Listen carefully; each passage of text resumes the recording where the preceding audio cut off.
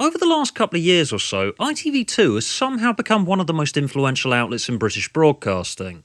Fuck knows how that's happened, because a digital offshoot of a channel that's been Britain's televisual punchbag for some time now doesn't exactly scream quality, but ever since they resurrected failed reality show Love Island the other year, they've kept managing to score hits with these weird show ideas that almost sound like a parody of what you'd expect of a sleazy TV broadcaster that I almost always see trending on Twitter for at least a day after airing. Like, not even sponsored trending, they're trending because people actually seem to watch and like these shows. And I'm going to talk about some of them now. First up, Bromans. Yes, you heard that right. Someone actually made a TV show and called it Bromans. Bromans is this reality game show thing where a load of couples are made to reenact Roman times for, I don't know, points or something. Except the difference here is that nobody gets fed alive to lions when they get eliminated, so what's the fucking point of that then? The latest one of these was called Survival of the Fittest, which I'm still not entirely sure what the point of it was. The show starts, right, episode 1, with this host lady saying that there are these challenges that the contestants are going to be undertaking in an African savannah, so you're like, oh, it's a game show then or something. Then she mentions dating and that the people might end up having sex at some point during the show.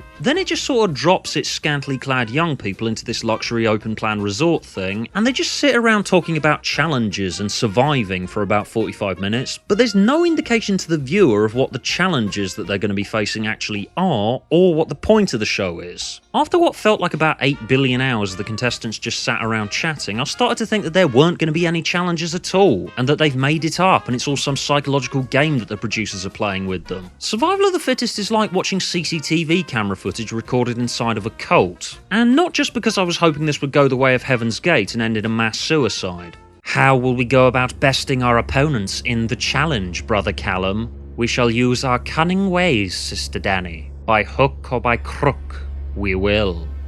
The biggest what you call staple of ITV2 is of course the reboot of Love Island, which I've no idea why it works now, but it didn't work back in 2005 when it first launched and was cancelled after 2 years because no one could be asked watching it. The format's basically just scantily clad young people are put on a tropical island for a long period of time while the producers stand by crossing their fingers hoping that they get so bored that they start fucking each other. I mean, if I were a TV executive, I'd say that that's a pretty timeless concept that would work whenever you made it. But no, a decade later, Love Island 2015 has become one of the most talked about shows in Britain. The reason for this is either because their production values must have gotten better, or our standards have collectively gotten lower.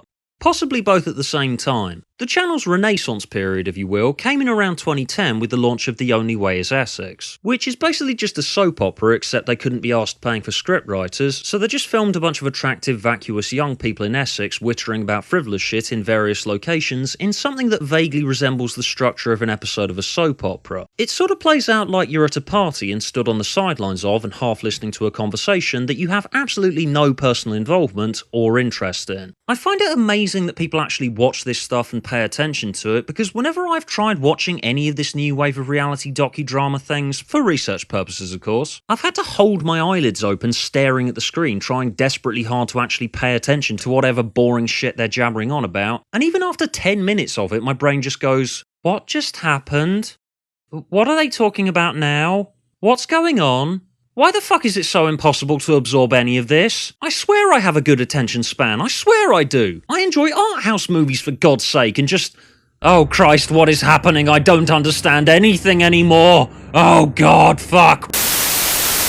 They ended up losing Towie in 2014 when it moved to a new channel the network had just launched called ITV2, which was billed as the ITV channel dedicated solely to reality TV and lifestyle, which was kind of ITV2's thing, so you'd think that ITV2 would lose its sense of purpose a bit if the network's going to randomly start new channels with more specific content targets, but in spite of its losses, ITV2 is somehow still a big draw. I guess it's because each of ITV's channels are such unique and distinctive outlets offering very different and special experiences. You've got ITV obviously, the primary shit fountain. ITV3 is the one that plays repeats of detective dramas that you see on in the background in retirement homes. ITV4 is the blokey one that plays sports and Dukes of Hazzard reruns. ITV Box Office is just pay-per-view sports. ITV Encore, which appears to just be reruns of their more popular drama stuff. ITVB, as I just mentioned, CITV for the kids. Basically, whenever they have a new idea for a show, they seem to just start a channel and theme it around that.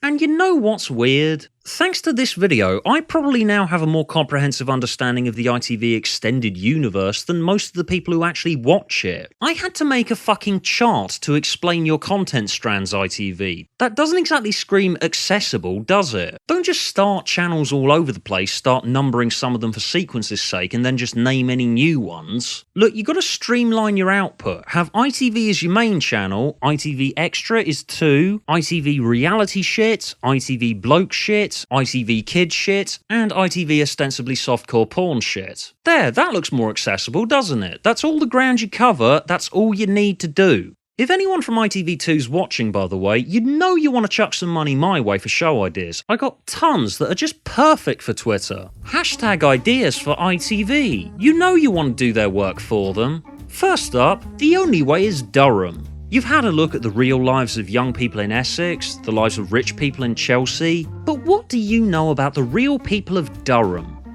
Do you know anything at all about Durham? Would you be able to tell me whereabouts it is on this map without Googling it? Ooh, it's a mystery. Tune in to find out. Gossip Goats. Celebrity gossip show that happens to be filmed in a field of goats. Literally the only reason for this is because alliteration draws viewers' eyeballs and people might accidentally stumble across it and watch it for up to 2 minutes. Which, trust me, is aiming much higher than most of ITV's digital content. Celebrity Fuck Bucket. A show where Z-list celebrities go on TV and fuck in a bucket. Pretty self-explanatory, that one. Love Helicopter. You've seen Love on an Island, you've seen Love on a Peninsula, but why is Love on a Helicopter such an underrepresented genre? I'm also considering Love Shark Cage, Love Space Capsule, and Celebrity Love Shark Cage. Mostly because I'm not sure if Ofcom would let it slide if we tried Love Inside an Active Volcano. Reality Sponge. Yeah, it's just a title at the moment, I'll do the concept later. What? What are you looking at me like that for? Look, it's hard, alright? Give me a break.